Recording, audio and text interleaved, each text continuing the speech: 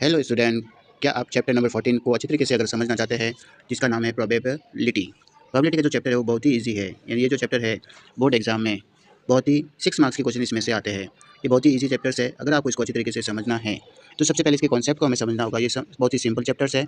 यानी ये जो चैप्टर्स है बहुत ही सिंपल है और बोर्ड एग्जाम में इसके जो क्वेश्चन आते हैं 1 मार्क्स के 2 क्वेश्चन आते हैं। एक 2 मार्क्स का क्वेश्चन आता है और आई थिंक एक 3 मार्क्स का क्वेश्चन आता है। यानी बोर्ड एग्जाम में बहुत ही ईजी चैप्टर्स कह सकते हैं और इसमें हम आसानी से मार्क्स लेके आ सकते हैं। तो इसको चैप्टर्स का अगर हमें रिवीजन करना है तो सबसे पहले इसके कॉन्सेप्ट को हमें समझना होगा। अगर आपको बोर्ड एग्जाम में पूरे नंबर चाहिए तो सबसे पहले आपको हर कुछ चैप्टर के कॉन्सेप्ट को अच्छी तरीके से क्लियर करना होगा। तो हम स्टार्ट करते हैं इस चैप्टर को, जो बोर्ड एग्जाम में बहुत ही सिंपल है और सारे स्टूडेंट्स को ये चैप्टर तो बिल्कुल अच्छी तरीके से आना ही चाहिए। तो सबसे पहले बात करते हैं हम यहाँ पर रैंडम एक्सपेरिमेंट की। ये है हमारा पॉइंट, रैंडम एक्सपेरिमेंट क्या होते हैं। तो सबसे पहले हम इसको समझेंगे रैंडम एक्सपेरिमेंट के बारे में।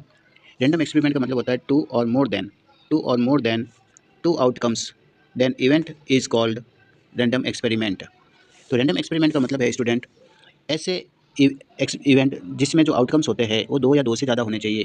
कहने का मतलब ऐसे एक्सपेरिमेंट जिसके जो आउटकम्स होते हैं वो 2 या 2 से ज़्यादा होने चाहिए, उनको ही हम रैंडम एक्सपेरिमेंट कहते हैं। अब ऐसे कौन से एक्सपेरिमेंट है जिसमें आउटकम जो होते हैं वो 2 या 2 से ज़्यादा होते हैं। तो सबसे पहले ये समझ लो, ए कॉइन टॉस्ड वंस। जब आप एक कॉइन को फेंकते हैं तो आप ही बताओ कि कॉइन को जब हम फेंकते हैं तो क्या बनते हैं, हेड और टेल। तो यहाँ पर कितने आउटकम्स बने, 2। तो इसका मतलब ये रैंडम एक्सपेरिमेंट में आता है। कॉइन फेंकना एक रैंडम एक्सपेरिमेंट है, यानी एक ऐसा एक्सपेरिमेंट जिसमें जो आउटकम्स होते हैं वो 2 या 2 से अधिक आते हैं।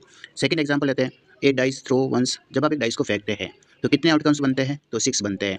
इसका मतलब यहाँ पर जो आउटकम्स है वो 2 से ज़्यादा है या 2 है। तो यहाँ पर डाइस को जब हम फेंकते हैं तो टोटल आउटकम 6 बनते हैं। जब आप 2 डाइस को थ्रो करेंगे तो टोटल आउटकम्स 36 बनेंगे। जब आप कॉइन को थ्रो करेंगे तो टोटल आउटकम्स 2 बनेंगे। 2 कॉइन को थ्रो करोगे तो टोटल आउटकम्स 4 बनेंगे। टोटल कार्ड कितने होते हैं, 52 कार्ड्स होते हैं। लीप ईयर में डे कितने होते हैं, 366 होते हैं। ये सारे रैंडम एक्सपेरिमेंट कहलाते हैं जिसके आउटकम 2 से ज़्यादा होते हैं। आई होप आपको रैंडम एक्सपेरिमेंट समझ में आ गया होगा। अगले कॉन्सेप्ट की हम बात करते हैं। अगला जो कॉन्सेप्ट है इसमें आता है सैम्पल स्पेस। अभी सैम्पल स्पेस क्या होता है, सैम्पल स्पेस को भी हमें अच्छी तरीके से समझना है। सैम्पल स्पेस क्या होता है, all outcomes written in the roster form. अब आपके सामने एक नया वर्ड आया होगा, रोस्टर फॉर्म क्या होता है, जितने भी एक एक्सपेरिमेंट के आउटकम्स होते हैं उनको कर्ली ब्रैकेट के अंदर विद कॉमे के साथ राइट करना, ही क्या कहलाता है, सैम्पल स्पेस कहलाता है। कहने का मतलब एक एक्सपेरिमेंट के जितने भी आउटकम्स होते हैं उनको कर्ली ब्रैकेट के अंदर लिखो विद कॉमे के साथ, वो सब कहलाते हैं सैम्पल स्पेस। Clear student. एक एग्जांपल लेते हैं, तो सैम्पल स्पेस को कैपिटल ऐसे डिनोट करते हैं, सारे आउटकम्स को कर्ली ब्रैकेट के अंदर लिखना है विद कॉमे के साथ।